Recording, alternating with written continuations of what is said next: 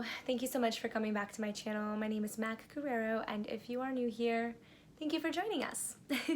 Today, we are going to be talking about a topic that was requested, so I'm actually really excited to make this video.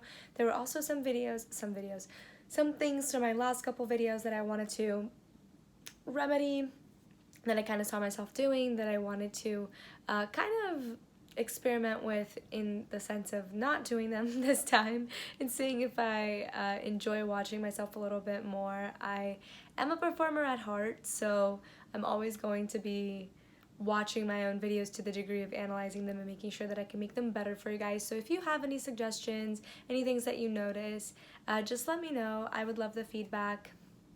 You know, of course, all in love.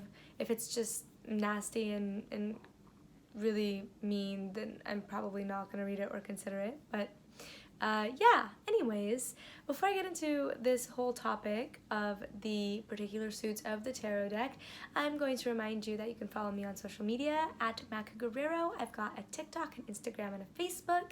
You can also check out mysticalmac.com, where you can find information about my podcast, my tarot card readings. You can find my nearly daily blog, and you can also find wow, why am I blanking out on this? It's fine. It's fine, because I think that's what it was anyway, and I think that intro just hasn't become natural to me yet, so it is what it is. So now let's get into this week's topic, which I'm so excited. Thank you so much for suggesting it. We are going to be talking about the 4 suits in the tarot deck. Now, they each correspond to an element. We touched on that in the minor arcana. I talked about it. However, I didn't really go super in depth with the suits themselves and how they relate to the elements, at least not in depth enough. And I would love to go deeper into that. So, each suit, right? So, because the minor arcana, which is where the suits are in, because the minor arcana is meant to touch on different aspects of our lives in this sort of more close way, in this sort of more, how can I say this? It's meant to touch on it more closely. Unlike the major arcana, where it's meant to give us like a broad perspective, the minor arcana is meant to kind of like go in there and dissect things that are going on in our lives and put them out to us via the spread of the deck so that we can see them clearly. So this requires that each suit be closely correlated to something such as the elements, which is very close to us in our day-to-day lives. You know, like we use fire every day to cook our food, we use water every day to cleanse ourselves, we breathe in air. Ideally, if we are conscious and we are connected, we are interacting with nature every single day. Maybe you keep plants like I do, maybe you have an earthing mat on your bed, on your floor, maybe you go outside and you ground every single day. So the elements are very close to us, and by correlating with the elements, the suits of the minor arcana can give us insight into details of our lives. Now let's go from suit to suit. Let's start with pentacles. So the pentacles they look like discs, and they almost look like coins to me. I have a couple of different tarot decks. I'm not going to pull them out because I just want to talk about these. The pentacles are these sort of coins, and so I say sort of coins because they sometimes look more like discs, but they look to me like coins in most of the decks that I've ever seen, and they correspond to the element of earth. So anything that has to do with pentacles is probably going to do with, say, like your physical home, the place that you live in. It's going to do with your physical health. It's going to do with your finances. It's going to do with anything that impacts you in this physical plane in a very tangible, solid sort of way. And when you think about earth too, like if you want to, like, say that you're doing a spread on people, you know, and maybe it's not so much about like, oh, my finances or this or that. When you're talking about earthy people, you are talking about people that are very grounded. You're talking about people that are resourceful. You're talking about people that can find their way pretty much anywhere, and that have that sort of like grounding self-confidence, I want to say, at least when it comes to surviving and ensuring that they make it in this world. And a lot of the times what ends up happening is that sort of grounding ends up filtering out to the people around them, and that can be better for worse depending on how conscious and how aware this person is. So next, let's move on to, so that was Pentacles. Let's move on to Cups. Cups have to do with water. So water as a suit has to do, water as a suit. The water cards are often going to allude to things like emotions. Things like emotions and emotions as well. So when I say things like emotions, I mean things that ignite emotion within you. So relationships, that is a big thing that the suit of cups tends to allude to. Relationships, both the relationships that you have outside of yourself, as well as the relationships that you have to the aspects of yourself that you live with every single day in your heart, in your mind. Cups also a lot of the time have to do with like our own emotional states, as well as the emotional states of the people in question, the emotional state of a relationship. So a lot of the times, if not all of the time, when you're dealing with cups, you are going to be talking about emotions. However, if you are, like I said, in that situation where you're talking about a person, the spread is about a person, and you run into cups, then you're looking at kind of a very water-based person. So what that means is this person is probably very good at going with the flow. This person is likely very good at being sort of, for lack of a better word, fluid in relationships to the point where they can adapt very well. They are likely the person that people call for, maybe for advice or to vent, to provide a sense of healing, whether they realize it or not.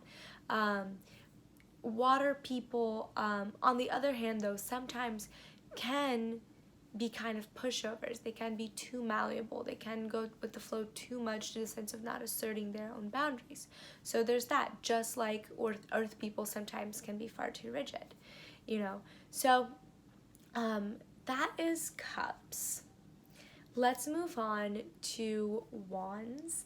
Wands correspond to the element of fire. So fire is a very interesting element, and wands is a really interesting suit because wands, at the same time that it represents this kind of drive, this sort of,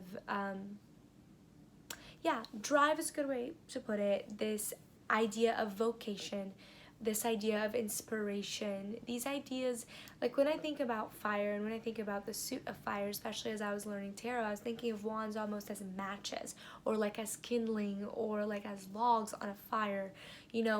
It's those building points for that inspiration that creates things, that sparks your creativity and propels your creativity forward. And that's a lot what fire is like. Fire is this element that reminds us that we're alive. Fire, actually, it's really interesting because fire, at the same time that it reminds us that we're alive, inherently can be incredibly destructive and can actually show the flip side of life, which is death. Right? So fiery people and fiery situations in our lives tend to be things that can be a little bit volatile. And I don't say that with a judgment. I literally say that in a way of highlighting that situations where the suit of fire often comes up are things that have to do with things that really rile us up.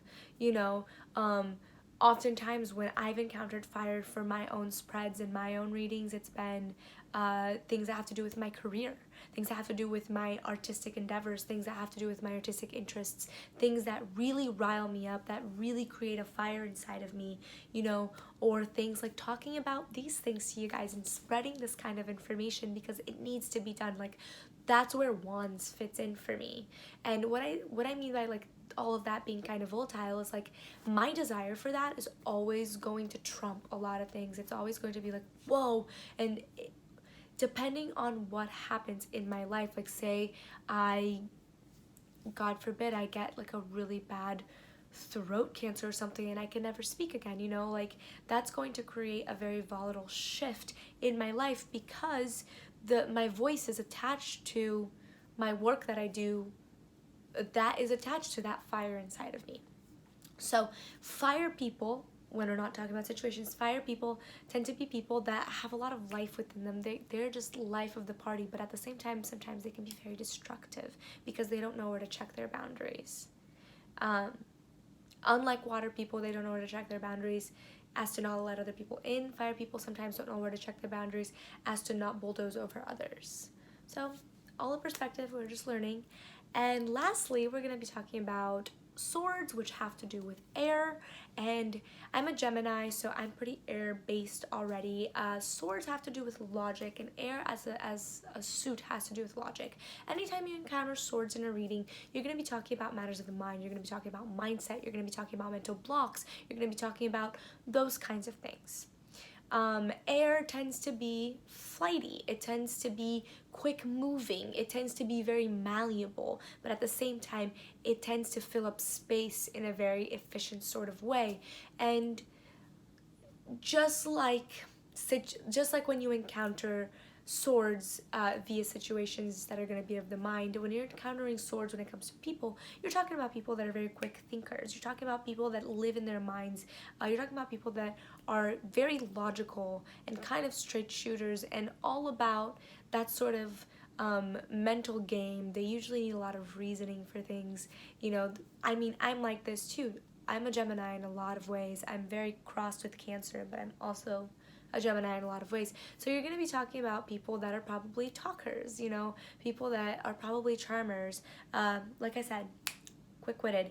And much like the other suits and the other elements, air can have its downfall of being too far gone into the logic, too far gone into the air, into the mind, that we forget to check in with the heart. So that's something to think about. Thank you so much for watching this video. Thank you so much, love, for suggesting it. You know who you are. I'm so excited to have gone deeper into this. If there are other specific elements of the tarot deck that you want me to go into, go ahead and comment on this video and I will make another video for the tarot series. And I will catch you next time. Click that bell, like, subscribe, hit me up on social media at Mac Guerrero, and of course check out mysticalmac.com. And I will see you later. Mwah.